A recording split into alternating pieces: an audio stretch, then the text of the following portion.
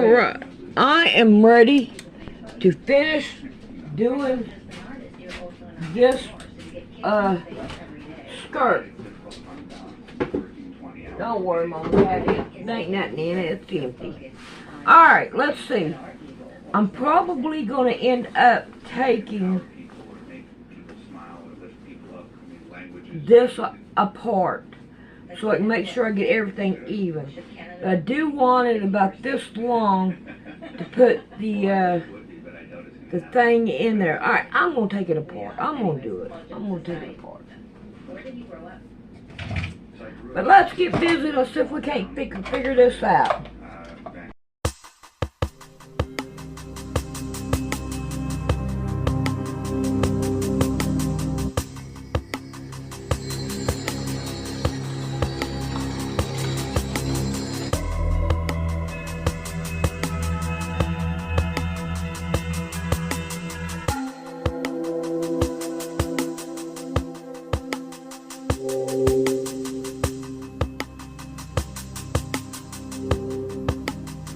I want to expose to you the number one most dangerous yet most common, as you're about to see in a minute, health food ingredient in the world. This ingredient, touted as being very healthy, is one of the fastest growing used ingredients in health foods, referring to supplements, referring to powders, referring to drinks and health foods that you're commonly buying, might even be in your cupboard. We're going to break it down, and it's not what you think. It's not a health food at all once you realize it and you see it, and I hope I can expose that for you today. And I believe, just from the research that you're going to see, I'm going to try to make this as simple as I can in the beginning to help you to understand the ingredient, kind of background on it, how it came to be, and then I want to get a bit into the studies because I think they'll shock you. Once you see what I've seen, you see that they're worse than sugars, they're worse than carbohydrates, or even worse than the recently banned red dyes that we have on the body because of its prevalence in our food. Most people view this food as a diet food, when in fact the FDA has just in last 2 years admitted that it doesn't aid in getting to a healthy weight. And in fact, this food, when it's an ingredient in your food, actually makes you eat more. And in one test, researchers out of North Carolina State exposed human intestinal tissue to this ingredient. And then they found that it increased the activation of your genes. It altered the DNA and created inflammation, oxidative stress, and cancer in the tissue that they checked. And this was human tissue. It breaks your DNA. That's why I'm getting more and more concerned with it. So I'll show you the extremely common but not so obvious foods that it is in. We're going to go through some labels so I can actually help you to spot this, maybe do a cupboard check later today, and we're going to be able to equip you to do that. So what is this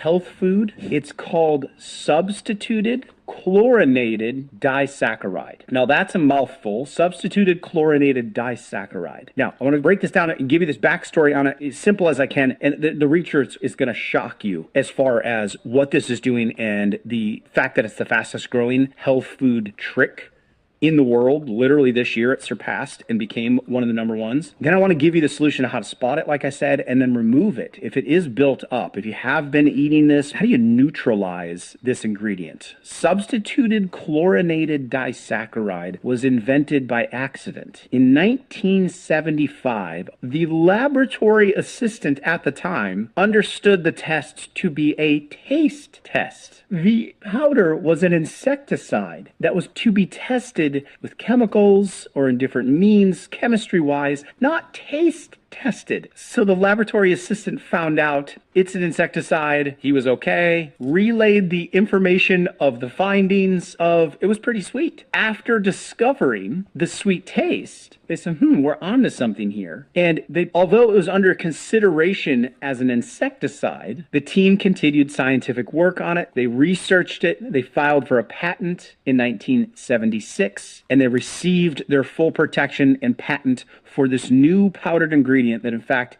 wasn't going to be used as an insecticide. It was going to be used in your food. Substituted chlorinated disaccharide was the powder, but it wasn't going to work for the marketing name. So a company of Tate and Lyle that helped to invent it, invented a new name, not based on science, but based on marketing, substituted chlorinated disaccharide, and they decided to make the marketing claim on it, and the name was born, sucralose. In its first decade on the market, McNeil Nutritionals, which was then a subsidiary of Johnson & Johnson, has some very questionable things in their past. They marketed sucralose under the brand name Splenda as made from sugar, so it tastes like sugar. Now, thank God several regulatory agencies deemed that to be deceptive advertising, and you're about to see in a little bit that it is very far off from anything close to sugar. And in fact, this is one of the fastest growing sugar alternatives in the world. It's artificial, it's synthetic, and I want to show you exactly why it's dangerous. Sucralose is known as E95. It's known as E95 in the European Union. It is synthesized by chlorinating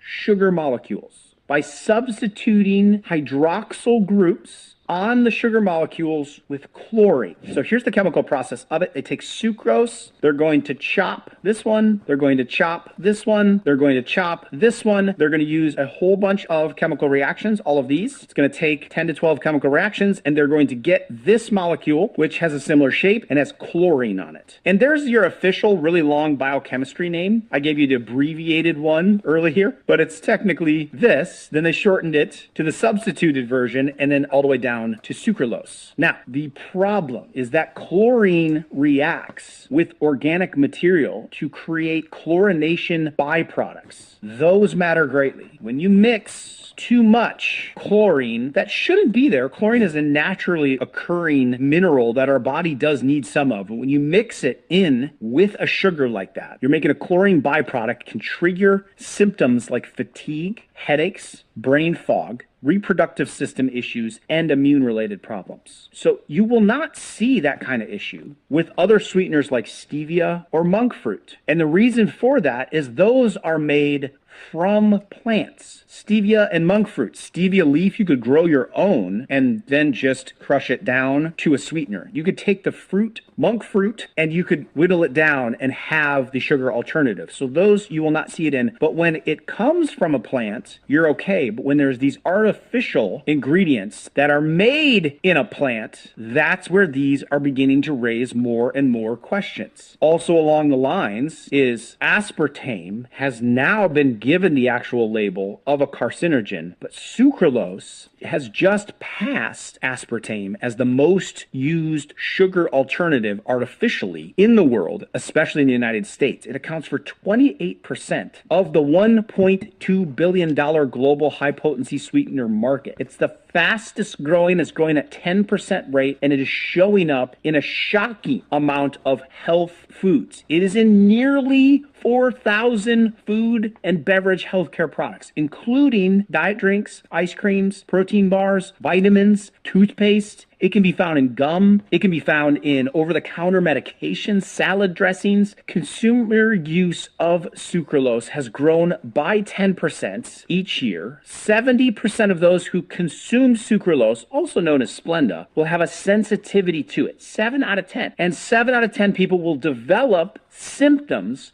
because of this ingredient. And 7 out of 10 women in America use sucralose daily. So, a study from researchers suggests that a chemical formed from one artificial sweetener might also damage our DNA. That is sucralose, and the zero-calorie sweetener that we use all the time. It's 600 times sweeter than table sugar. The World Health Organization recently recommended against using certain sugar substitutes to help lose weight, including sucralose, saying there's little evidence that it actually works. So why are so many women and men consuming this? In addition to the DNA damage that we talked about, the new study found that sucralose may lead to a leaky gut lining, and it increases the activity of the genes related to inflammation and cancer. The findings from the studies raised the health and safety concern around this thing, and I want to start blowing the whistle on it because that was found in the Journal of Toxicology and Environmental Health, and it takes a while for these things to catch up. I want to put you ahead of the game. Now, why are we eating so much of it? We think it is a weight loss alternative.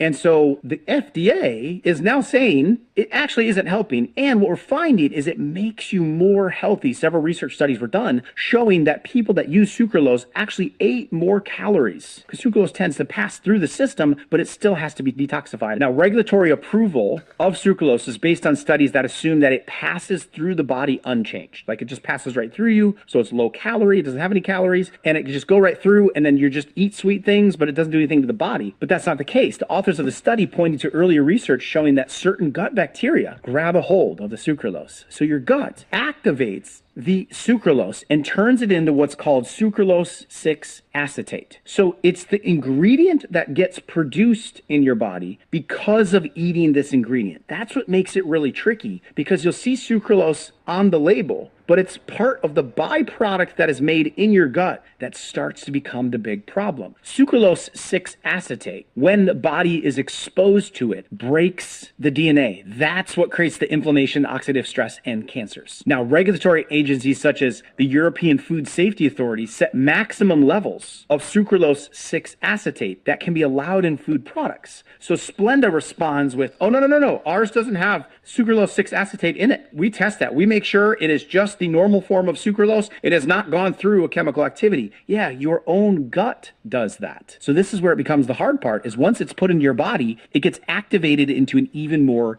damaging material. Now, acetate is also really hard on the liver. So I'm going to talk about that in a moment. Now, the amount of the chemical in a single serving of sucralose containing beverage could be high enough to potentially damage the DNA. That's what this study found. On the study on humans proved that just 45 milligrams per day over a 10-week period of time created the damage. So I thought to myself, I wonder how much is actually in. Let's look at an example of an energy drink. Very popular one. There's sucralose right on the label. This is the #1 selling one currently while I'm filming this video. So you want to check every single one of your energy drinks to find out if it has this ingredient label. And so I looked at, okay, there's sucralose. It's midway down on the ingredient list. So this energy drink is going to give you this extremely toxic chemical. How much is in there? How much sugar you would have to put in to this energy drink that I just showed you in order to get the sweetness that is in this energy drink. So you have to have an entire quarter of a cup of sugar in order to accomplish that. Well, they figured out that you only need to add just a fraction of a teaspoon of sucralose to equal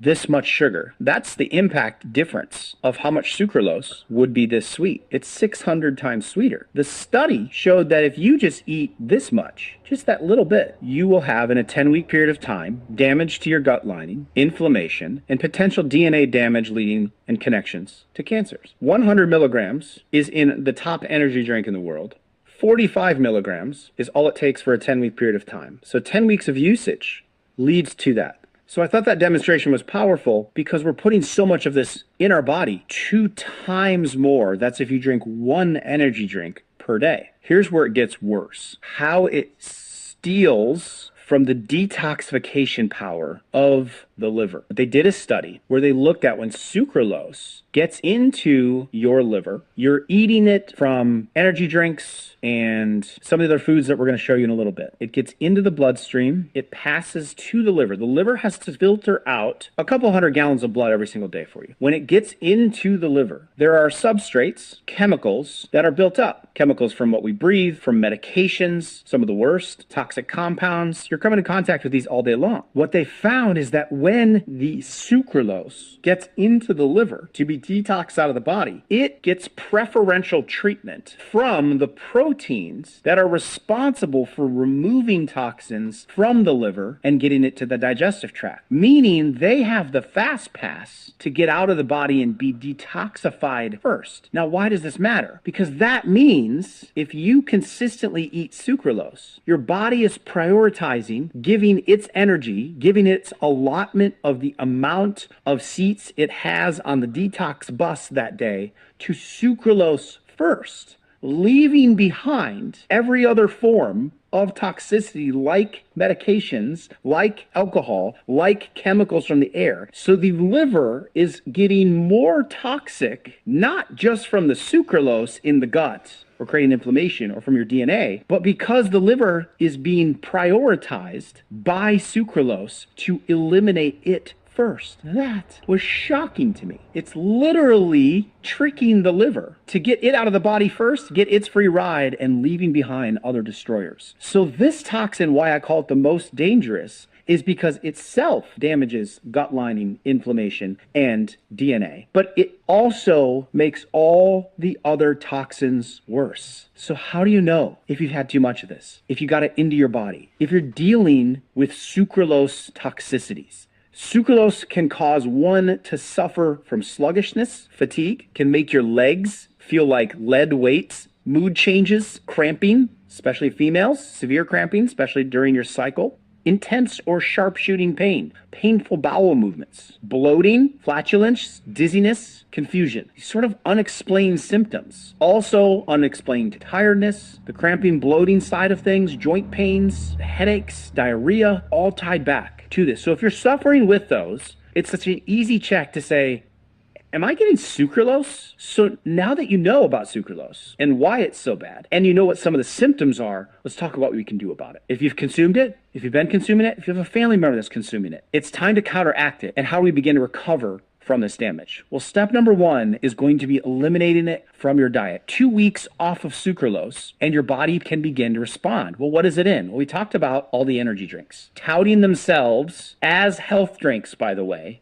yet they are very far from it. That's, I will always call out. But what about your creamers? If you are getting a light drink, a sugar-free drink, a low sugar, low calorie drink at a coffee shop or at home, you better look for sucralose, because I almost guarantee it's in there. Hot chocolates, let's get the light version for the kids. Sucralose and Ace K, I will add, let alone artificial flavors. But Ace K is the other counterpart of an artificial. I'm gonna get some cranberries, 50% less sugar. Every time it says less sugar, you wanna look, is there an artificial sweetener in there? What about Gatorade? Low calorie. This stuff in the front jumps off the label at me to say something's going on there. As soon as you flip it over, sucralose and Ace K. Your orange juice, it's the light version, sucralose and Ace K. Your fruit, there it is. Sucralose. Why are you putting sucralose in our peaches? Different type of fitness and health food drinks. Sucralose. And again, Ace K. Oatmeal. One of the most common questions I get about health foods. There it is. Sucralose. Lower sugar, sucralose. That's how you can start to spot some of these very common, almost every food I went through there, if you ask people, would be considered a health food. Something people are using for recovery of a workout, for some kind of healthy drink. They think they're just eating fruit. They think they're just eating oatmeal. They're trying to do something healthy, healthier foods, yet extremely toxic. So those things have to go. To sort of do a flush of the system, we've got to cut off the source and avoid those foods. Number two, we want to counteract the toxin by increasing natural sources of glutathione and its building blocks. Glutathione is the street sweeper of the body. 3 amino acids that you need to get a lot of. So the reason why NAC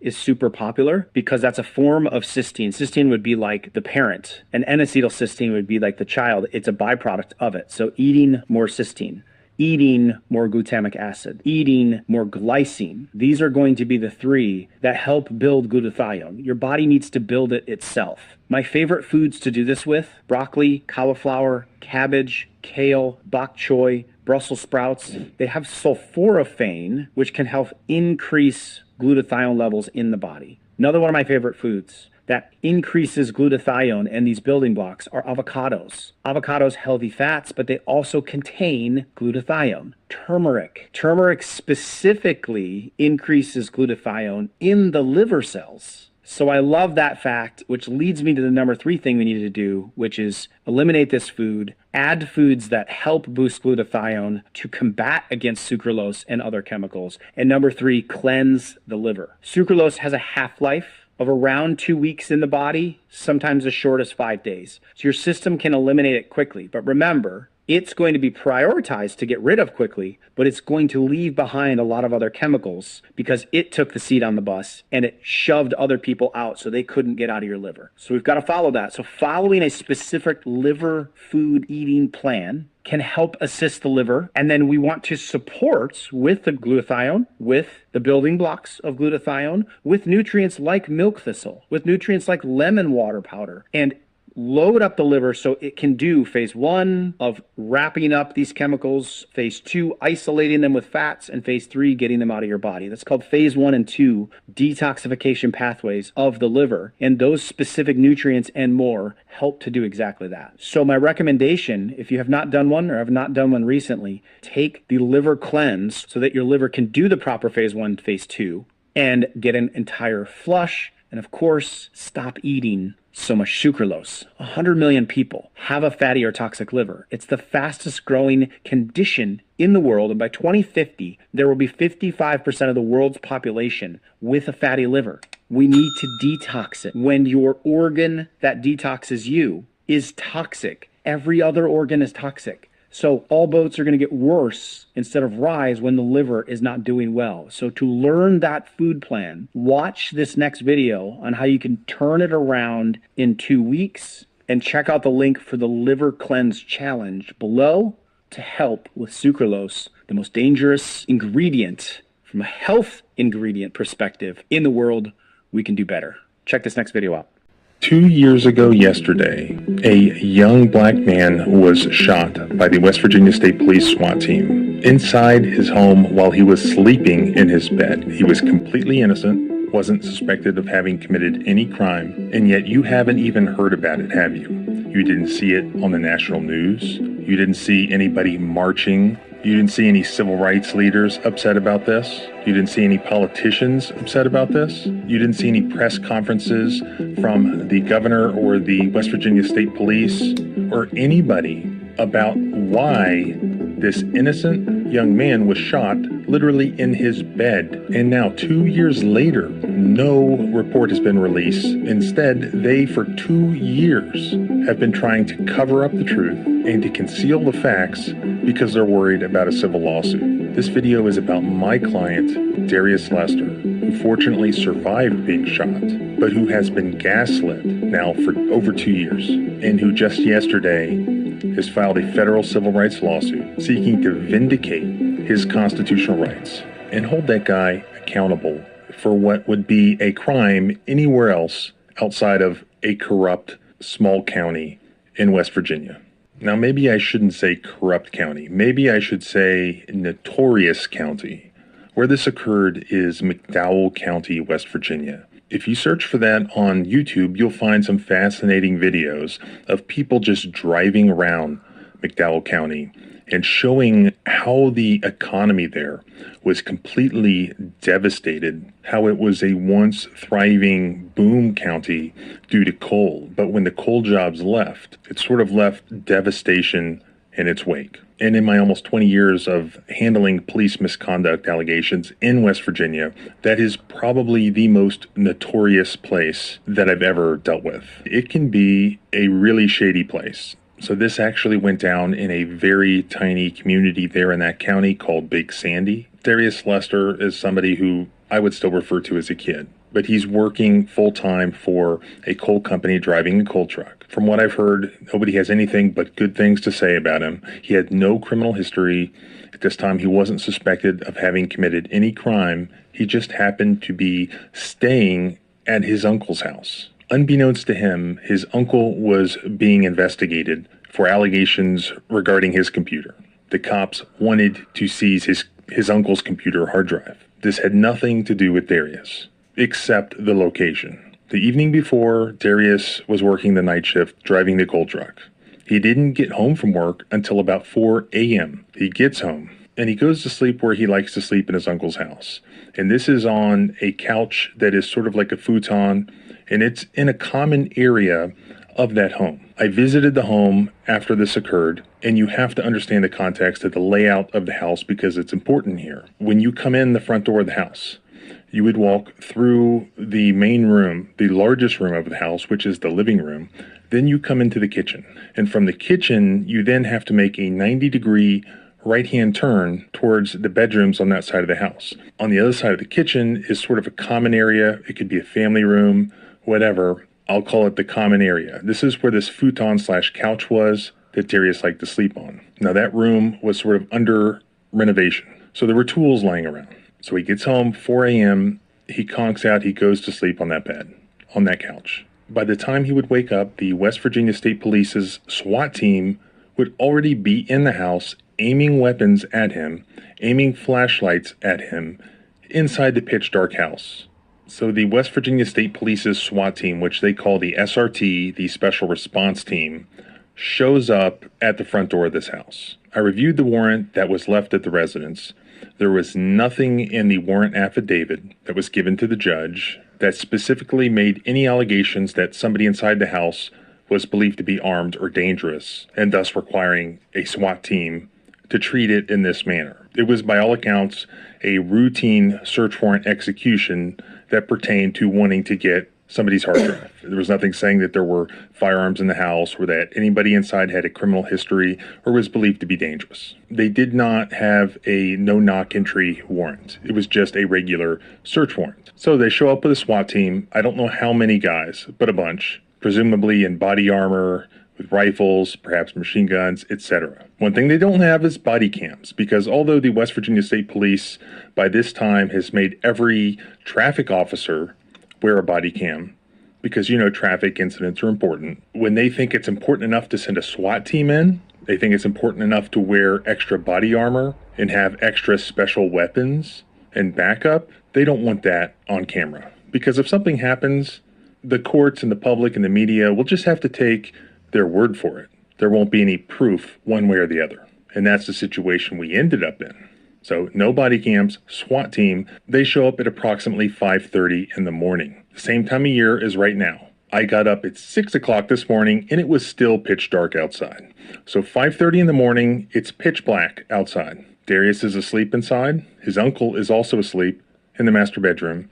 Pitch black inside the house. Of course they know this. That's why they're there at 5:30 in the morning. No emergency lights on outside to alert anyone to a law enforcement presence. Before breaking in the door and storming in the house, they claim to have knocked and announced. They claim to have said, "Police, search warrant," or something like that. They claim to have said that likely because there's a constitutional requirement for them to do so. But the evidence indicates that they did not want the occupants of the home to know that they were there, which is why they didn't have any emergency lights on outside, why they showed up at 5:30 in the morning when they thought everyone would be asleep. But we know that nobody inside, neither of the occupants inside, heard their knock and announce. Everyone's still sleeping, even after they break in the door. Then this SWAT team streams inside to clear the house. The point officer is the one who would end up confronting Darius. He goes straight through the house, as I explained previously, where you have to go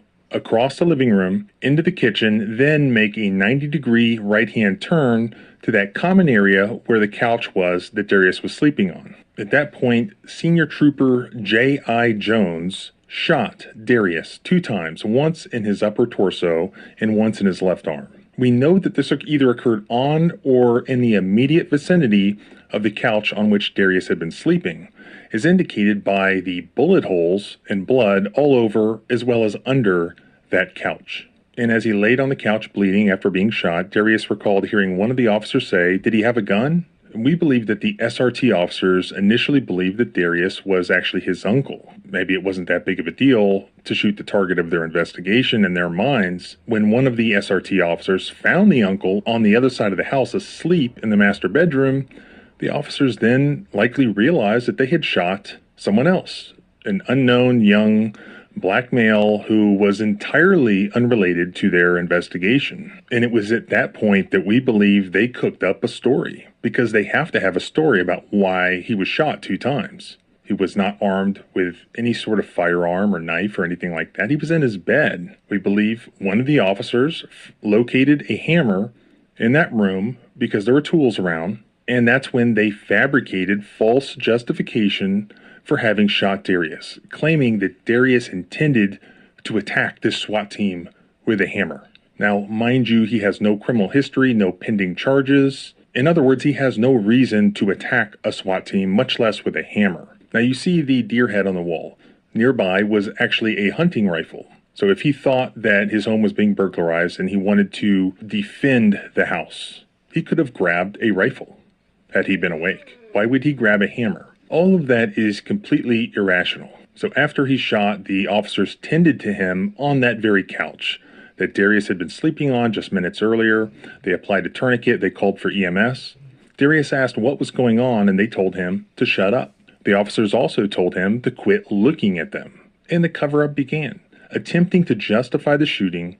As Darius is in the hospital undergoing emergency medical treatment, the West Virginia State Police apparently directed another trooper, Senior Trooper K.M. Sadler, to file a criminal complaint. These are criminal charges against Darius, charging him with one felony count of attempt to commit malicious wounding. And this is important. The narrative alleged this. Upon arrival, SRT knocked and announced their presence twice before breaching the door to the target residence. Upon entry, SRT members encountered a male subject, later identified as Darius Lester. Lester had a hammer in his hand and rushed towards members of the SRT with the hammer up in a striking position. Despite being given verbal commands to drop the weapon, Lester continued towards the SRT members with a deadly weapon still in hand in a raised position. A SRT member, reacting to the threat presented by Lester, discharged his firearm twice to stop the threat, striking Lester. Now, for some reason, they had a police officer write that and swear to that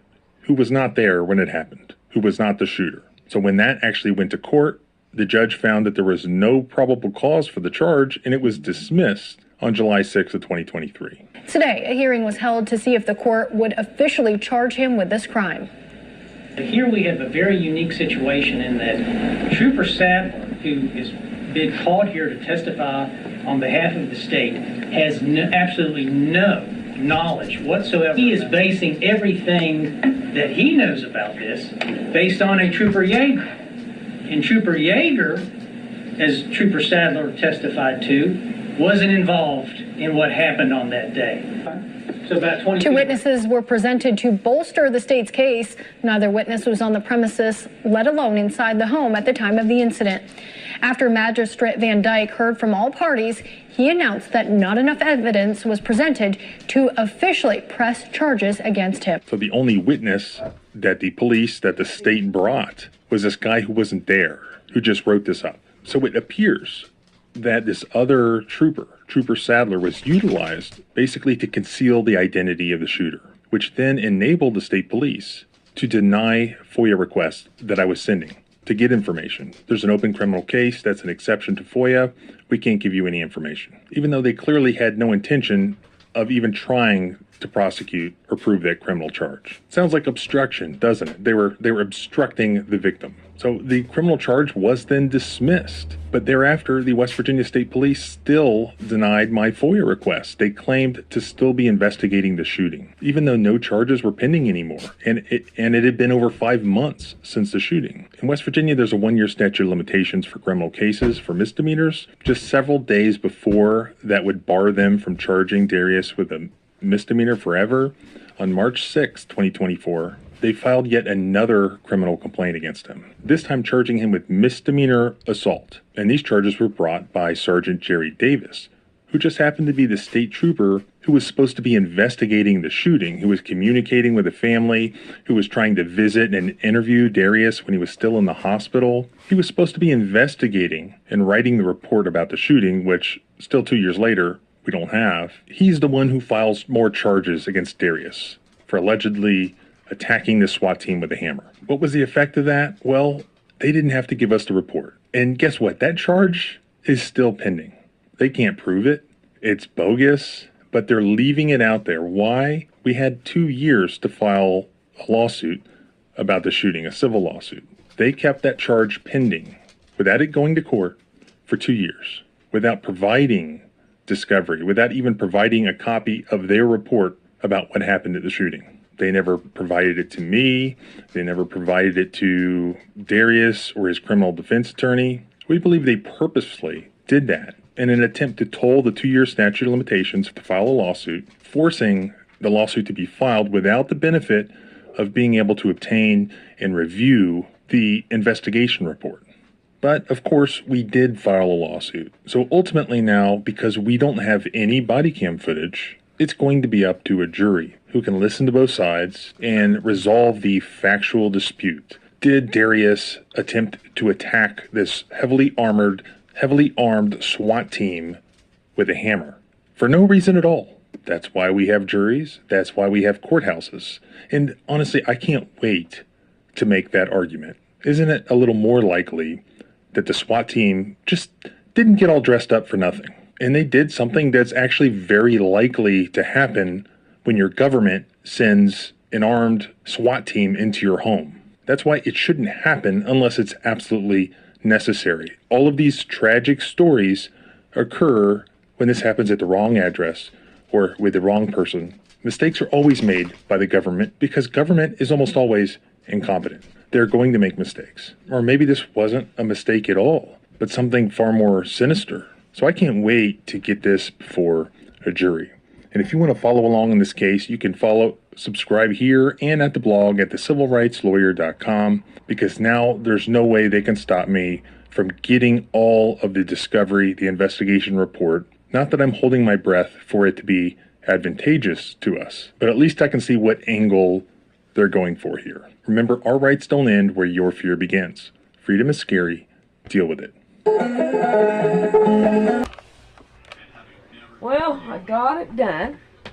I think it looks pretty good. It's still a little too long, but I'm going to put some elastic back in here to tighten this band up, because this band needs to be tightened up. And but other than that, I think it's going to work out just fine. And I like the way the skirt's made and the pockets. And when you take this off, it opens this up enough to where you can be able to put it on a whole lot better.